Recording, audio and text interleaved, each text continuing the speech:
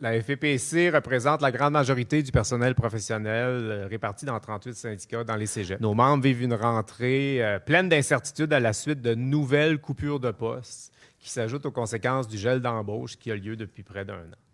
Avant l'été, les cégeps se sont fait couper 151 millions de dollars dans leur budget.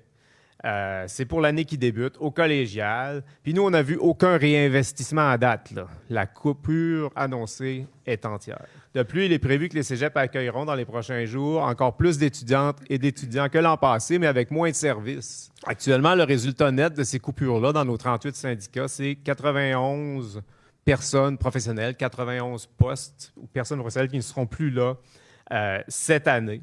On constate, par exemple, pour la rentrée, moins de conseillères à la vie étudiante, de sexologues, d'orthophonistes, de conseillères aux services adaptés, de psychologues, etc. Mais aussi moins de postes qui sont dits administratifs, mais qui jouent un rôle essentiel au fonctionnement des services et à la qualité des programmes. On voit que des cégeps ont fait des efforts budgétaires quand même importants pour pallier à la diminution de leur financement. Plusieurs ont dépensé leurs réserves pour diminuer les pertes d'emploi, diminuer les coupures de services. Sans ça, les postes abolis ou vacants auraient été bien plus nombreux pour le personnel professionnel. D'ailleurs, les chiffres disponibles montrent que les surplus accumulés des cégeps fondent très, très vite. Il n'en reste pas bien. Et il y a d'autres coupures annoncées par le gouvernement dans les mois à venir. Actuellement, le gel d'embauche continue dans le réseau. Donc, les diminutions actuelles de personnel professionnel dont je vous parle n'incluent pas les postes qui vont devenir vacants dans les prochaines semaines et qui souvent vont eux aussi être laissés vacants à cause du gel d'embauche. Après bientôt un an de ce régime-là, nos membres constatent une diminution de leur qualité de vie au travail. Ils s'inquiètent pour leur santé au travail parce que personne ne devrait se ramasser toute seule pour assurer la charge de travail d'un groupe d'employés. Les employés des cégeps méritent mieux que ça. Nos membres demandent mieux que ça. Vous savez, nous, on ne contrôle pas les remaniements ministériels, mais on demande un changement d'approche. Présentement, on vit une coupure historique budgétaire dans les cégeps et on se fait dire simplement que, dans le fond, les cégeps ont les moyens de l'absorber et de s'en passer. Bien, nous, on vous dit qu'en réalité, c'est toujours les étudiantes et les membres, le personnel, qui encaissent les coûts des coupures de services et des coupures de financement. Ce sont ces personnes-là qui vont devoir s'en passer ou c'est payé au privé, alors que nos collègues ne pourront pas toujours faire plus avec moins. Donc, les programmes des cégeps sont populaires auprès des jeunes. Les diplômés collégiaux sont recherchés sur le marché du travail. Les cégeps contribuent au développement culturel et économique des régions.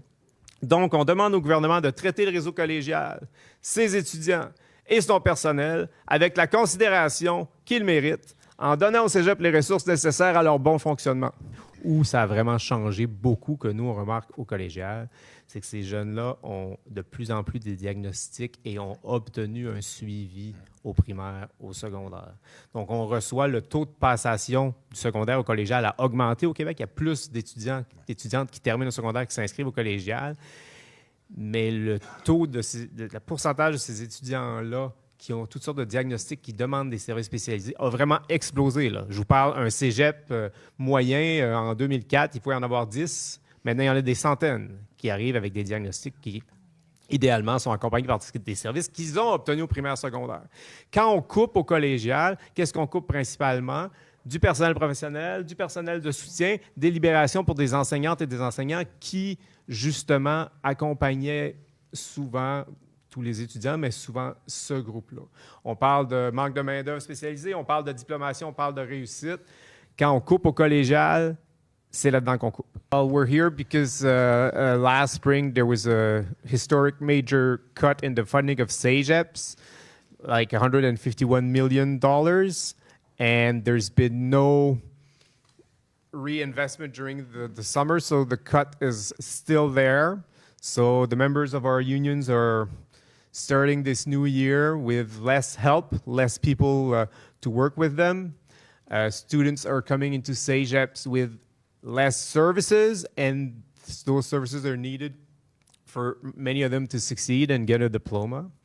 So we're here today to give, for example, numbers of people that were there last year that are not there anymore. Like in our for example, for my federation, we have 38 unions, and there's 91 professionals that have been let go since last May.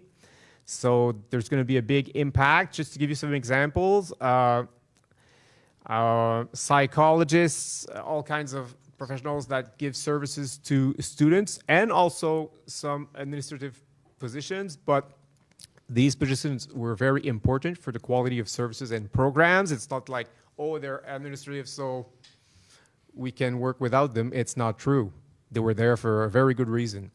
So we're here today basically to ask the government to respect students and employees that are there and give CEGEPs enough money to work properly and offer those services. And finally, I would say that when there are cuts, it's always the students and the employees that are left that bear the brunt of those cuts. And we don't want to go through that again. And we're asking the government to make sure that students don't have to, for example, pay for those services in the private sector, or for employees to get sick on the job because now they have to do the work of 4 other employees that were there before. So we're here to ask the government to properly fund CEGEP. There's less people, there's more students, there's less resources. So it's going to be a wait and see. It's the worst start for a CEGEP year in many years.